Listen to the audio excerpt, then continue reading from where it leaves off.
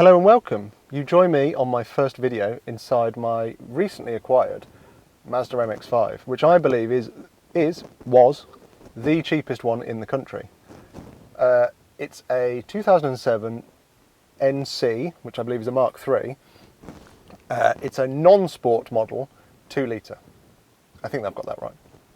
It is base spec in terms of options. I think there wasn't many options on an MX5 to start with, but it has absolutely none of them. No aircon, no heated seats, no leather. And then I believe the sports models came with Bilstein dampers. It has none of that. In fact, I thought this had the wrong springs fitted because it's in proper off-road spec, but that's how they come. In this video, we're going to have a little walk around it, give it a check over, because I know nothing of this, having had BMWs my entire life. This is new to me. It's my first convertible, first 2-seater. So yeah, this will be a little experience for you and I.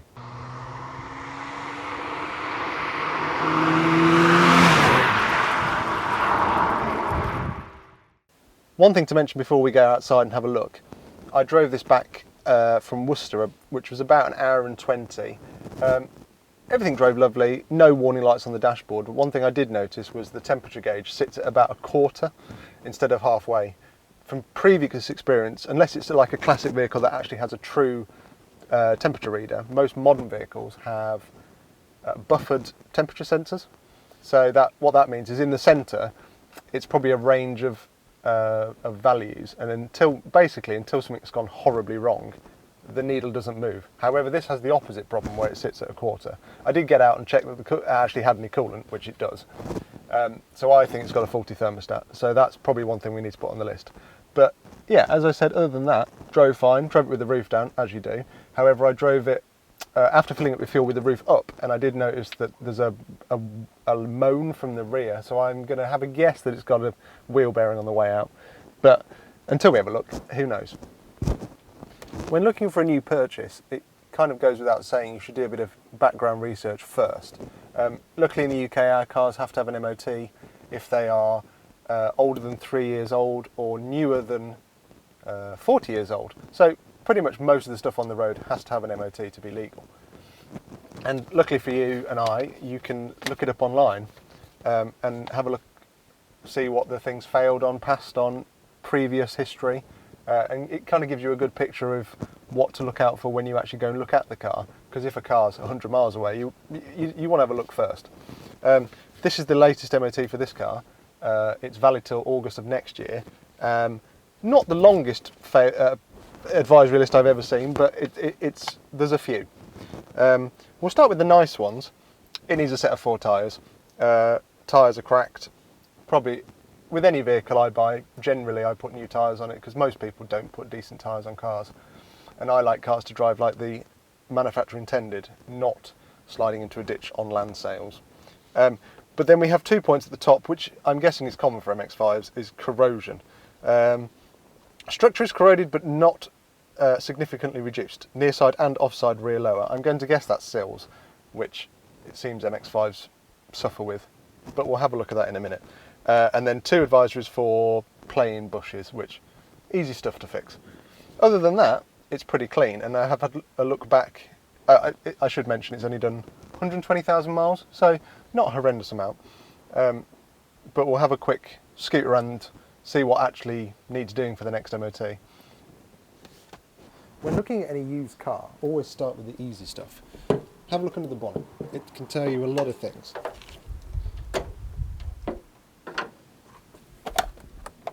Right, starting with engine oil.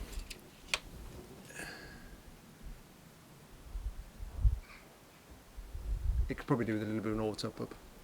It's just on the bottom of the dipstick and pretty black. Being a petrol engine, you're looking for a nice golden colour.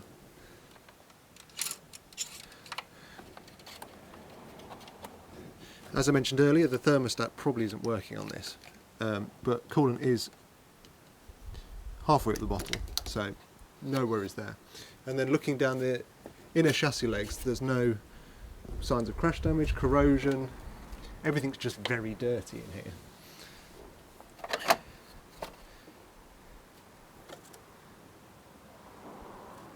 Battery seems pretty new, there's no corrosion on the terminals. Have a look at the air filter as well. If it's absolutely filthy, kindly will give you an indication of the last time it was serviced. Oh, it's got an aftermarket one.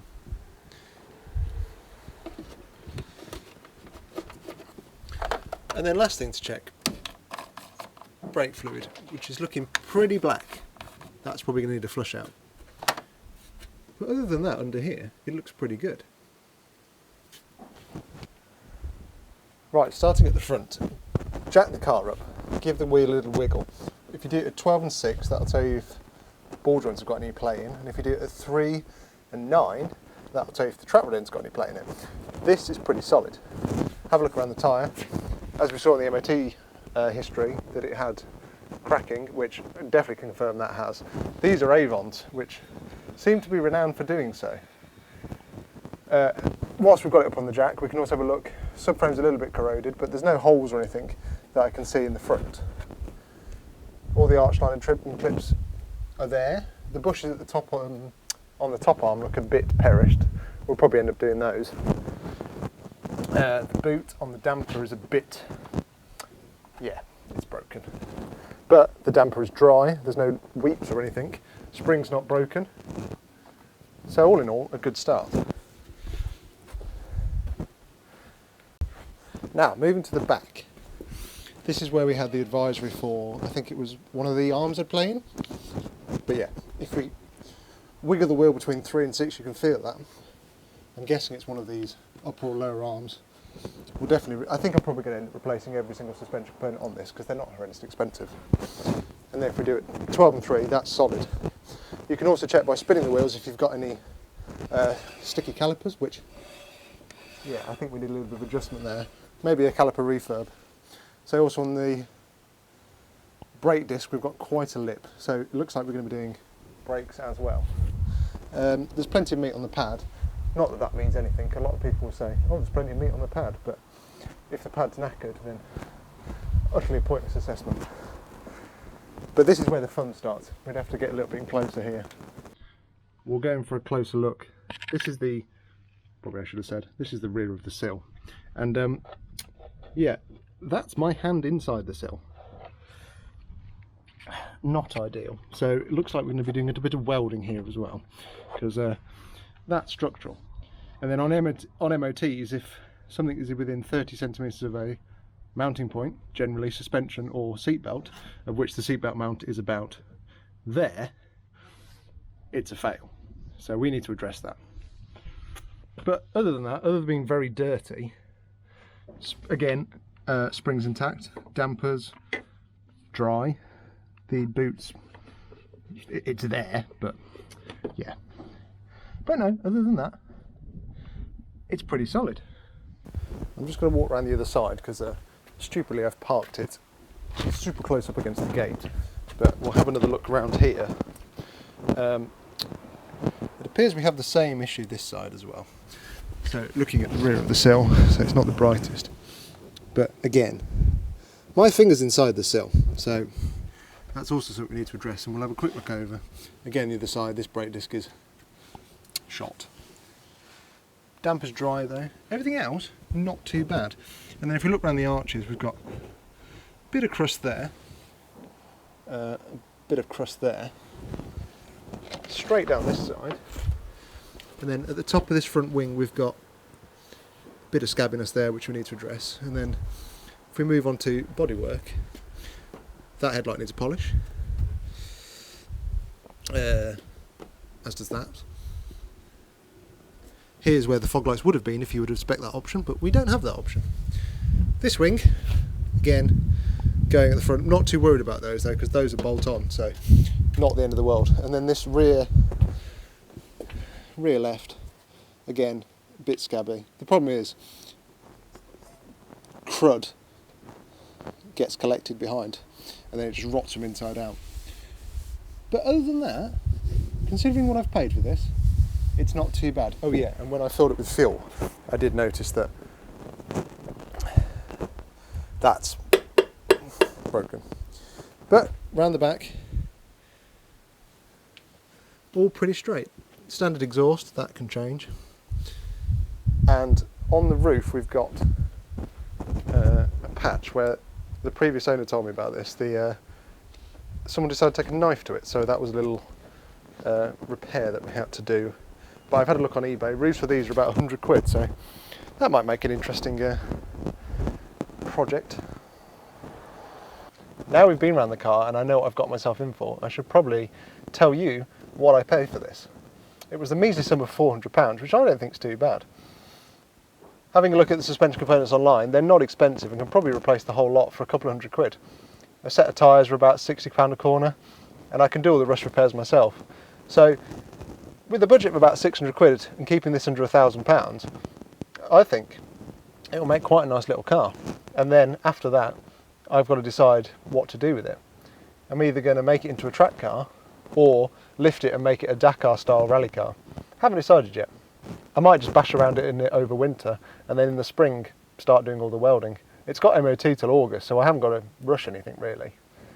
To get it through its next MOT, it definitely needs the rear of those sill sorting, and I'll get it up on a ramp and have a look what other things are hiding underneath.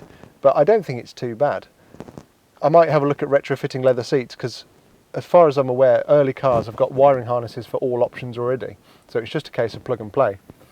You can get CarPlay units as well, because the slightly outdated CD player is not the best. But other than that, I think I might just use it. And for 400 quid, you can't complain.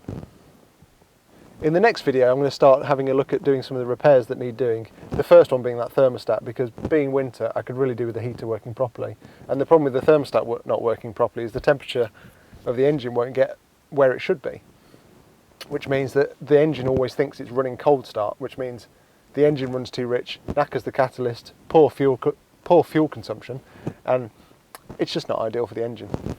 Join me next time when I've got some parts for this and we'll start swapping them and making it good. I'll see you on the next one.